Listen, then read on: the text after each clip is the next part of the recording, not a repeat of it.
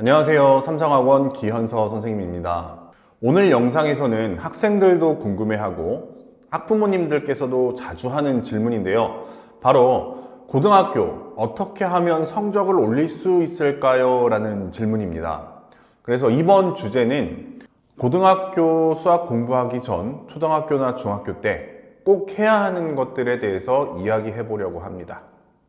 먼저 첫 번째로는 문제풀이를 쓰는 연습입니다. 초등학교나 중학교 문제들을 보면 풀이식을 쓰지 않아도 암산으로 하거나 그냥 끄적끄적 대충 풀리는 문제들이 많다 보니까 귀찮다는 핑계로 식 구성을 잘 못하는 학생들이 많이 보이더라고요. 흔히 말하는 천재, 영재라 불리는 친구들 중에는 가끔, 정말 가끔은 그런 과정이 없어도 잘하는 친구들이 있기는 하지만 대부분 쓰기 귀찮은 친구들이 절반, 남은 절반 중에 그 또 반은 혹시 내가 틀렸을까봐 부끄러워서 안 쓰는 친구, 그리고 아니면 이제 몰라서 풀이를 안 적거나 못 적고 그냥 채점을 하는 경우들이 많더라고요. 하지만 고등학교 수학 공부를 할 때는 어느 부분에서 내가 모르는지, 어디까지 이해하고 문제를 풀 수 있는지, 아니면 어디에서 계산 실수를 했는지 자기 스스로가 알아볼 수 있어야 되기 때문에 적어도 중학교 때는 연습장이 됐든 아니면 문제집의 빈 공간에다가 문제를 풀 때 식을 적어서 푸는 연습을 반드시 해야 됩니다. 그리고 두 번째는 아는 문제와 모르는 문제를 구별하는 건데요. 문제집을 풀고 채점을 해보면 맞은 문제, 틀린 문제가 있을 텐데요. 내가 개념을 잘 이해하고 문제에 잘 적용시켜서 풀어냈는지, 아니면 이렇게 저렇게 하다 보니까 풀렸는지, 또는 찍어서 맞췄던지, 그런 것들에 대해서는 체크를 잘 안 하더라고요. 물론 문제집에 틀린 문제 없이 동그라미만 있으면 너무 기분이 좋겠죠. 하지만 이거 주의할 점인데요. 문제집에 너무 동그라미만 있다는 건 내가 가지고 있는 능력에 비해서 너무 쉬운 문제집을 풀고 있는 건 아닌가라는 생각을 해볼 필요가 있습니다.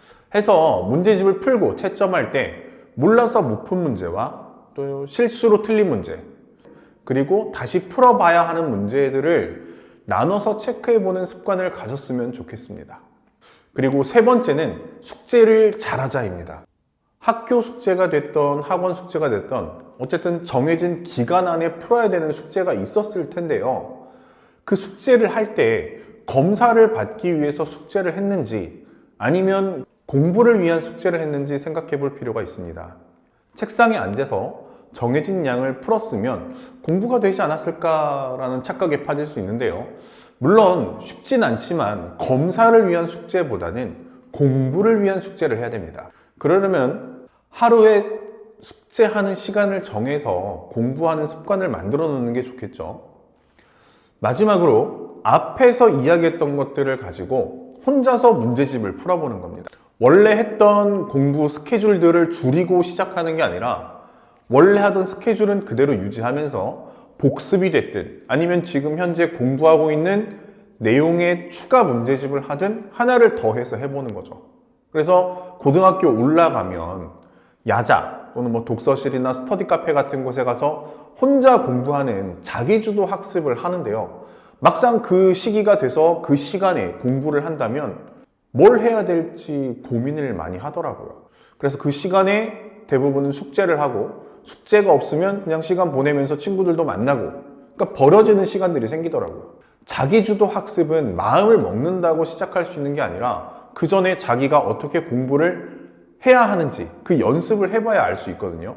그러니까 고등학교 올라가기 전에 비교적 지금 시간적인 여유가 있을 때 문제집 한 권 정도는 스스로 풀어보는 걸 추천합니다. 제가 말하지 않아도 많은 분들이 알고 있었을 내용이겠지만 생각보다 실천하는 학생들은 적더라고요. 이 영상을 보신 분들이라면 꼭 한번 실천해 보시기 바랍니다. 그럼 오늘은 여기까지 하고 인사드리겠습니다. 감사합니다.